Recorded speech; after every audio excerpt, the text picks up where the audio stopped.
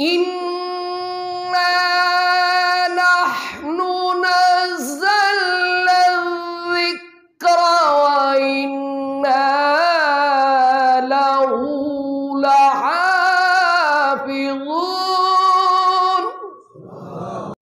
محترم سامعین کرام، آج ہم نے سورۃ الحجر کی آیت نمبر 9 جو کہ 14 پارے کے پہلے رکوع میں ہے اس کی تلاوت کرنے کا شرف حاصل کیا ہے۔ اس میں اللہ تعالیٰ نے یہ ارشاد فرمایا کہ قرآن پاک کو نازل کرنے والا بھی وہی ہے اور قرآن پاک کی حفاظت کرنے والا بھی وہی ہے۔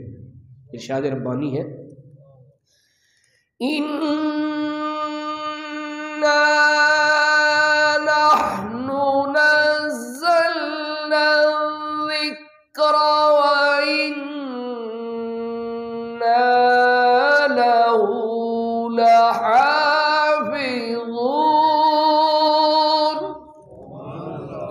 فرمایا بے شک اس نصیحت، ذکر کا مطلب نصیحت بھی ہوتا ہے، اس نصیحت یعنی قرآن کو نازل کرنے والے ہم ہیں اور ہم ہی اس کی حفاظت کرنے والے ہیں۔ یہی وجہ ہے کہ تورات، زبور، انجیل یہ ہمارا ایمان ہے کہ یہ آسمانی کتب ہیں، لیکن یہ بھی ہمارا عقیدہ ہے کہ جیسے نازل ہوئی تھی آج اس شکل میں موجود نہیں ہے۔ کیا وجہ کہ اللہ نے ان کی حفاظت کا ذمہ اپنے ذمہ کرم پر نہیں لیا، لیکن قرآن کریم کی حفاظت کا وعدہ فرمایا کہ ہم ہی اس کی حفاظت کرنے والے ہیں۔ جو قرآن کریم کو یاد کر لیتا ہے اسے بھی حافظ کہتے ہیں، کیونکہ یہ حفاظت کا اللہ نے اسے مظہر بنایا ہے، یعنی ذاتی اور حقیقی طور پر قرآن کا محافظ حافظ کون ہے؟ اللہ۔ فرمایا کہ اِنَّا لَهُ لَحَافِظُونَ۔ اس میں ایک جلدی سے نقطہ میں یہ عرض کرنا چاہتا ہوں کہ جو لفظی اشتراک کو شرک کہتے ہیں ان کے لیے یہاں پر بھی سبق ہے کہ جو قرآن یاد کر لے وہ بھی حافظ اور اللہ بھی حافظ۔ تو جو اشتراک لفظی پر شرک کے فتوے داغ کر امت کو ڈیوائیڈ کرنا چاہتے ہیں ان کے لیے یہاں پر بھی درس ہے کہ پھر حافظ کہنا بند کر دو کہ حافظ تو اللہ ہے۔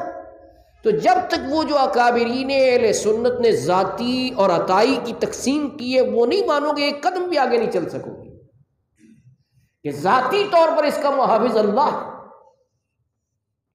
اور اس کی عطا سے، اس کے فضل سے، اس کے کرم سے یہ قرآن پاک کو یاد کرنے والا بھی حافظ کہلاتا ہے۔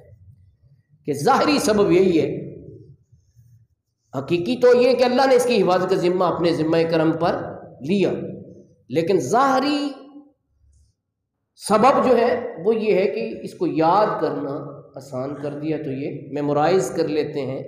چھوٹے چھوٹے بچے تک ہم نے دیکھے ہیں جو الحمد سے لے کے والناس تک سارا قرآن پاک میمورائز کر لیتے ہیں، حالانکہ اپنی مدر ٹنگ ابھی درست بولنے پر قادر نہیں ہوتے۔ حضرت پیر سید جماعت علی شاہ صاحب رحمۃ اللہ علیہ انہوں نے یہ واقعہ بیان کیا ہے کہ بمبئی میں پاکستان بننے سے پہلے ایک انگریز آیا اور جس بک سینٹر پر جاتا تھا تو 10-15 جتنے بھی نسخے قرآن پاک کے وہاں ہوتے وہ سب خرید لیتا، اور اس نے یہ سلسلہ بڑھایا۔ تو تعجب ہوا لوگوں کو کہ بھئی اگر پڑھنا ہے تو پڑھنے کے لیے ایک کافی ہے، اگر ڈسٹریبیوٹ کرنا ہے تو ڈسٹریبیوٹ تقسیم تو مسلمان کرتے ہیں ثواب کے لیے کہ کوئی پڑھیں گے تو ثواب حاصل ہوگا۔ بھئی آپ تو غیر مسلم ہیں، آپ کیوں یہ خرید رہے ہیں کہ جس بک سینٹر پہ جاتے ہیں جتنے قرآن پاک کے وہاں پہ نسخے ہیں وہ سبھی پرچیز کر لیتے ہیں، تو آپ نے کیا کرنا ہے؟ پڑھنے کے لیے ایک کافی ہے، ڈسٹریبیوٹ آپ نے کرنا نہیں، تو آپ کہے کہ نہیں خرید رہے ہیں؟ اس نے کہا بات یہ ہے کہ میں یہ چاہتا ہوں کہ ممبئی میں اور اس کا پورے ہندوستان میں جتنے بھی قرآن پاک ہیں سارے خرید لوں، اور خرید کر بحری جہاز میں بھروں اور بھر کر سمندر میں غرق کر دوں، نہ قرآن ہوگا نہ پڑھنے والا ہوگا۔ نہیں دیکھو یہ اس کی پلاننگ تھی۔ اسے کہا گیا نمبر 1 تو یہ پاسبل نہیں کہ تو بک سینٹر سے خرید رہا ہے، گھروں میں تو موجود ہے، بالفرض سپوز اگر تو وہ بھی خرید لے، جیسے یہ مرزائی کر رہے ہیں نا کہ جاتے ہیں دیہاتوں میں اور کہتے ہیں جی پرانا قرآن پاک دے دیں، نیا لے لیں، اور نیا کون سا ہوتا ہے؟ اپنا جو انہوں نے پبلش کیا ہوا ہے ترجمہ تفسیر، اس میں اپنے رنگ میں. تو ہم نے اس دفعہ رضائے مصطفیٰ کے اداریے میں بھی لکھا ہے اس پہ، اور اللہ کا فضل ہائی کورٹ نے بھی آرڈر دے دیا ہے کہ یہ سارے نسخے ان کے ضبط کرو مرضیوں کے جو انہوں نے ترجمے میں تحریف کی ہے. ایک مثال میں دیتا ہوں، بات آ گئی ہے تو وَبِالْآخِرَةِ هُمْ يُوقِنُونَ سورۃ البقرہ کی جو آیت ہے پہلے ہی رکوع میں، اس میں ہم کہتے ہیں آخرت پر یقین رکھتے ہیں. مسلمان کون ہیں؟ وہ مومنین متقین آخرت پر ایمان رکھتے ہیں. انہوں نے ترجمہ کیا کہ جو بعد میں آنے والا ہے اس پہ ایمان رکھتے ہیں، اور بعد میں آنے والے سے انہوں نے اپنے مرزا کا جو ہے چور رستہ نکالنے کی کوشش کی. تو اس قسم کی تحریفات ترجمے میں، اور سادہ لوگوں کو وہ ترجمہ دے کر اپنے طرف مائل کرنا کہ دیکھو جی قرآن پاک میں یہ فرمایا گیا. اب عام آدمی کو کیا پتا کہ یہ ترجمے میں تحریف کیا ہوگی. اس طرح سے بھی دشمنان اسلام کام کرتے ہیں، جو ذہن میں رکھنا چاہیے. تو ہائی کورٹ نے اسی دسمبر میں آرڈر کیا کہ سارے نسخے اٹھاؤ، ان کے ضبط کرو، اور جو پرنٹنگ پریس ہے اس کو لاک کرو. تو یہ اب وہاں چنیوٹ کی اور چناب نگر کی پولیس کی ذمہ داری ہے کہ وہ یہ کام کریں. یہ ان کا طریقہ واردات ہے کہ گھروں میں جا کر کہتے ہیں کہ جی پرانا دے دو، وہ ہم مقدس کاغذات میں رکھ دیں گے، اور نیا آپ کو دے رہے ہیں فری.